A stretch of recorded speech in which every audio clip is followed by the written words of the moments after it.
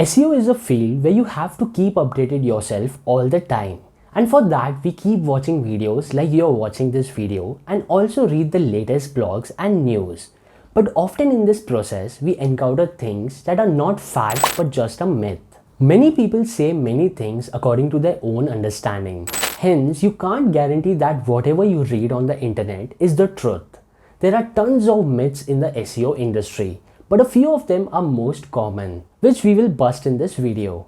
Hi, my name is Sumit from Paper Video, and in this video I'll show you 5 SEO myths that I hear most and will explain why they are myths. But before we move further, don't forget to subscribe to our YouTube channel and click the bell icon.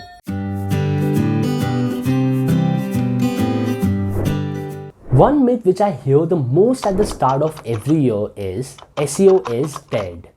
The one who keeps calling the death of SEO actually wants to say that doing SEO practices doesn't work nowadays. But why is this myth so popular out there? The reason for this is Google.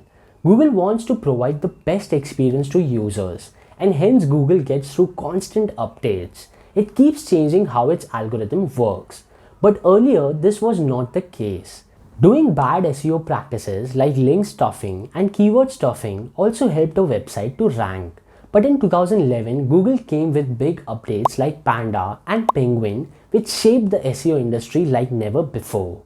These updates penalized and cleaned the sites from search engine, which were doing malpracticing. Till date, Google keeps updating its algorithms. The purpose of this was to promote legitimate websites with high quality content. And this was the point where an SEO executive had the compulsion to keep the website with great content and do not use black hat SEO techniques, which made it difficult for SEO executives to rank the website, and SEO is dead came into the picture. But not just that, Google's other updates like featured snippets help users get their query answered without clicking the link. It brought a significant decrease in clicks. Because of this update, the myth that SEO is dead became even more stronger. But even after these updates, I can surely say that SEO is not dead at all. But SEO has changed for sure and will keep changing forever. If you don't believe us, here's a tweet from John Mueller, advocate of Search Google. Thus, SEO is dead only for the people who don't want to change, who don't want to update their knowledge regarding SEO. And for those who conclude SEO is dead when they don't get the results. So, stay updated, work on your better content creation, technical SEO, backlinks, etc. SEO is not dead. Like some pessimistic people just want to announce the death of SEO, few optimistic people find SEO benefits in everything like a social signal. There is a very known myth that social signals help in SEO, but that is not actually the truth. Many believe that if a blog gets more shares on social media sites like LinkedIn, Facebook, there are higher chances of ranking for that article. However, John Mueller has already cleared that social signals are not a ranking factor. Do social signals have an impact on organic rankings in Google? Not directly, no. So it's not that there's any kind of a ranking effect there. To a large part, social networks also have a no-follow on the links that they kind of provide when they post this content. So it's not the case that that would give you any kind of a ranking boost there. One reason social signals are not a ranking factor is how easily social media can get manipulated. But still, a valid question comes to mind of many of us. Why do blogs with more shares actually rank? The answer to this could be the way it's written. If people share content on social media platforms, then there are higher chances that the article is excellent enough to rank.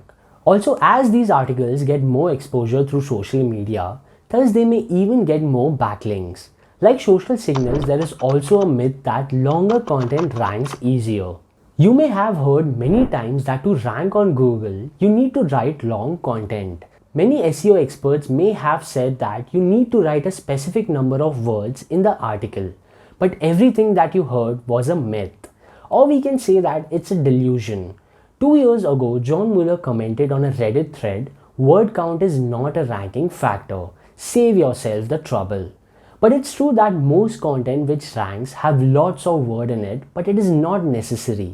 These blogs don't actually rank because they have longer content, but they are very comprehensive, which is worthy to rank. Hence, just don't write long content. Don't stretch your content unnecessarily. Just focus on writing in-depth articles. Also, many people consider bounce rate as a ranking factor. Although it's a myth too, in 2020 Webmaster Hangout, John Mueller cleared that Google doesn't use bounce rate as a ranking factor.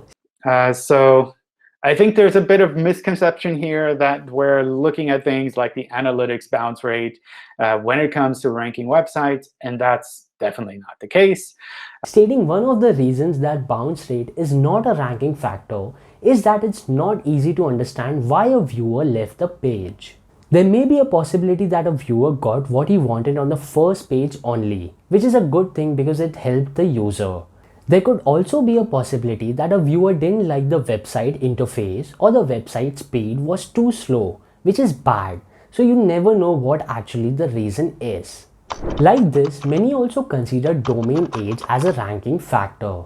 Well, it's a myth too, and you can call this a delusion too. This myth is popular, which says a website may rank higher if a website remains on the World Wide Web for more time.